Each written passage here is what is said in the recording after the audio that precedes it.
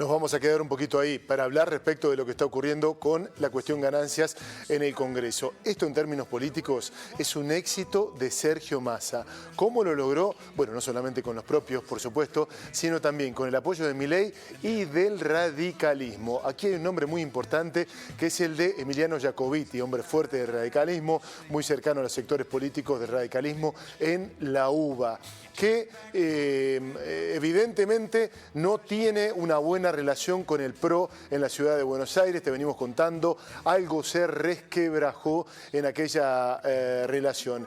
Y el primo de Mauricio Macri, Jorge Macri, está apuntando para que algunos sectores del PRO salgan del gobierno de Horacio Rodríguez Larreta. Realmente es una situación muy, pero muy tensa la que se vive allí, que repercute en lo que tiene que ver con la postulación de la candidata Patricia Bullrich. Bueno, dicho todo esto, vamos a contarte que Mauricio Macri está en Córdoba, que hace un ratito nada más estaba en Villa Allende, que allí habló. Bueno, Mauricio Macri, que había dicho cuando sea presidente nadie va a pagar ganancias, por eso la historia va colocando a cada uno de los protagonistas de la política en diferentes lugares. Bueno, le hablaron de Patricia Bullrich y él habló, le preguntaron por Javier Milei. ¿Querés saber qué dijo de Milei? Te va a llamar la atención, escuchá.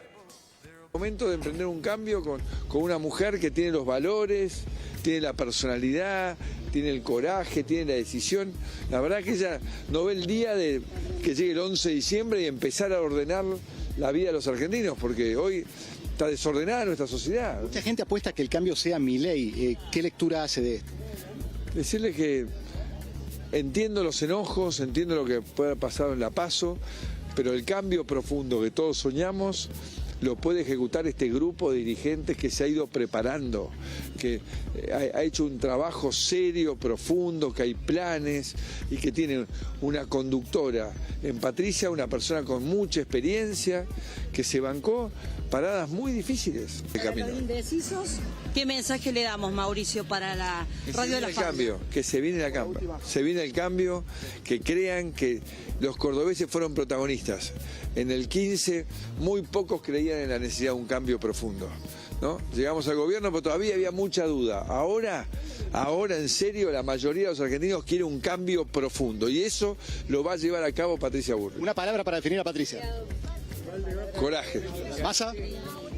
No, fullero. ¿Y Milei? ¿Milei? Soñador. Un soñador, así lo definió Mauricio Macri. ¿Alguien esperaba alguna crítica? Decime que lo bancás a Milei sin decirme que lo bancás a Milei. Es un soñador, dijo Mauricio Macri. Seguramente la expectativa es que fuera más duro y más crítico para con él.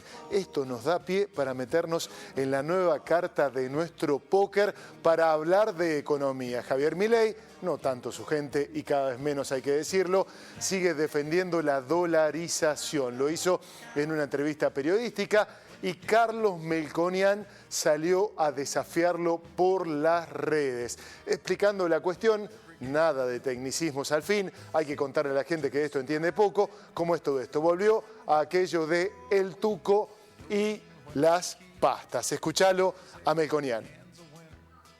Querido Javier, un gusto hablar contigo. Veo que has venido al debate. Ahora, te confundís. ¿Alguien te dijo o vio la palabra dolarización en un título de una nota y te zambulliste? Quiero insistirte por enésima vez. No es las cuentas bien, las cuentas mal y todo eso que andas diciendo. Me invitas a comer fideo con tuco, voy, no tenés ni fideo ni tuco. Entonces, una vez más para que te quede claro, no engrupas a la gente, no se puede dolarizar. Eso es lo que acabo de decir y lo que vengo diciendo hace mucho tiempo. No tenés ni fideo ni tenés tuco. Entonces, decí la verdad. También agregué, y no te lo contaron, te dije que la dolarización o la bimonetariedad es un pedacito así, de un programa, de un plan. ¿Cuál es tu programa y tu plan? Un abrazo. Carlos Melconian, el tema del tuco, el tema de los fideos, la camiseta de Racing por detrás, respondiéndole a Milei, que había dicho en un tuit: bueno, muchachos, saquen bien las cuentas de una buena vez y se van a dar cuenta que dolarizar sí es posible. Vamos a retomar el tema de ganancias, porque allí estuvo Javier Milei, que dijo lo suyo, pero antes descansó un poquito en medio de la sesión, se relajó, hay que entenderlo. A Milei está en campaña y además enamorado, seguramente no puede dormir bien, se quedó dormido en medio de la sesión en la Cámara de Diputados, allá lo ves en el fondo, muy relajado Javier Milei. Adelante, Carlos Gutiérrez estaba hablando y dormido Javier Milei, que de ratito se despertaba. Pero después se despertó y explicó por qué iba a votar como va a votar. Escuchalo. En primer lugar, como liberal libertario que soy, desde mi punto de vista, el Estado es una organización criminal, violenta, que vive de una fuente coactiva de ingresos llamada impuestos. Y por lo tanto los impuestos son un robo. Y cualquier iniciativa que conste en bajar impuestos, yo voy a estar de acuerdo. En segundo lugar, además los impuestos son una rémora de la esclavitud.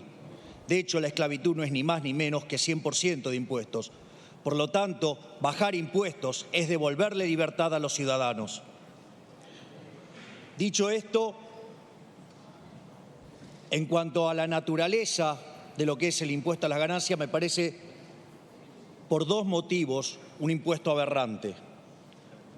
Por un lado, por lo que implica en términos del impuesto a las ganancias a las firmas, porque lo que termina haciendo no solo es no permitir la asignación de recursos eficientemente, sino que además penaliza la acumulación de capital, que a la postre se termina manifestando en menos puestos de trabajo, en menos productividad y en menores salarios. Pero como si todo esto fuera poco, nos encontramos frente al delirio descomunal de tratar al salario como ganancia, lo cual es un delirio total y por lo tanto, este impuesto además es inmundo y por ende tiene que ser eliminado. A su vez, cuando tenemos una economía inflacionaria y hay que estar actualizando permanentemente los mínimos imponibles por la inflación, que además cada vez se acelera más, eso también implica, si no se lo reconoce, un aumento de la carga tributaria. Y hay que estar esperando, que el político le regale a la gente lo que es de él, lo cual es una verdadera locura. Por otra parte, en algún momento se hizo alusión a la cuestión fiscal.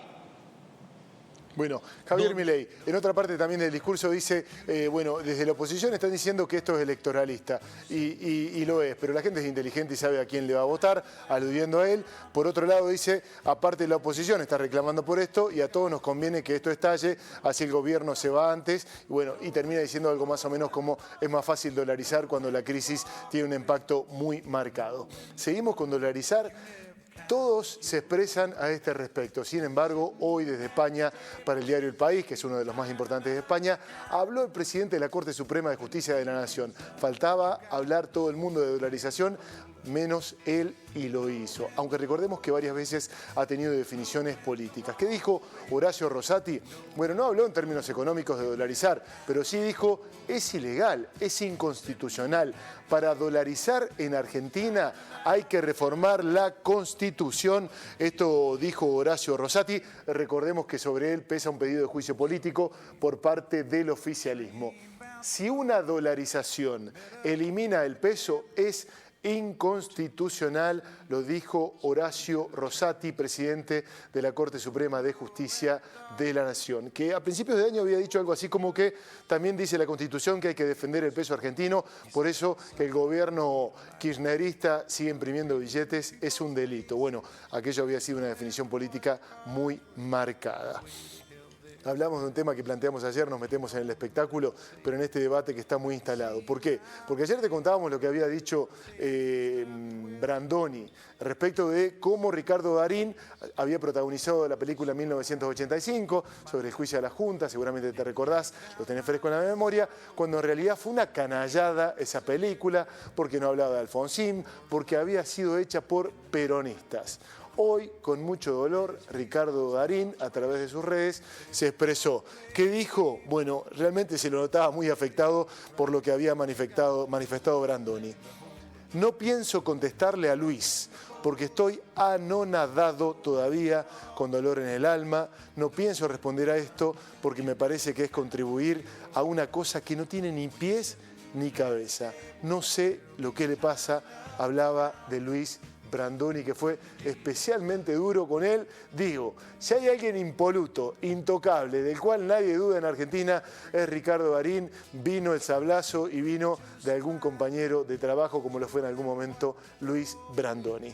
Respecto del tema del espectáculo también, habló uno de los grandes del cine, director premiado con el Oscar, como lo es Almodóvar. Pedro, habló Pedrito, habló respecto de la política argentina y dijo: mi actitud es de preocupación y dentro del pequeño puesto que represento en la cultura de este país, trato de reaccionar a todo aquello que me parece injusto y de apoyar todas las causas justas. Señaló, es un momento peligroso para todos, pero para ustedes, los argentinos, desde luego lo es. ¿De quién estaba hablando? Obviamente de la llegada de Javier Milei y la posición del hombre más votado en las PASO frente al arte, fundamentalmente subsidiado por el Estado. Nos vamos a despedir. Nuestra última carta del póker de hoy tiene que ver con este edificio histórico para los argentinos, sede del horror. Esto también forma parte del debate que se está dando en plena campaña, lo ocurrido durante el gobierno de facto. Bueno, hoy un organismo internacional reconoció a la Escuela de Mecánica de la Armada, la ESMA, como escenario de atrocidades ocurridas en nuestro país y la declaró de interés mundial. Escuchá lo que ocurría. Entonces, estimados miembros del comité, les invito a aprobar el proyecto de decisión correspondiente. Vamos a comprobarlo con nuestra relatora. ¿Se ha recibido alguna enmienda? Gracias, presidente. No hemos recibido enmiendas al proyecto de decisión 8B53. Muchas gracias. No hay objeciones ni comentarios. Entonces, declaro el proyecto de decisión 45,8B53 aprobado. Enhorabuena, Argentina. En nombre de todos los miembros del comité y sus intérpretes también les felicitan sinceramente. Así se celebraba el Museo de la ESMA. Ha sido declarado de interés histórico de la humanidad y en este caso es una decisión que tomó la UNESCO y pone en escenario todo lo que ha ocurrido en Argentina a un nivel con otra proyección. La política que genera tanto por estas horas en nuestro país, esta fue nuestra jugada del día de la fecha. Señor director, la suya.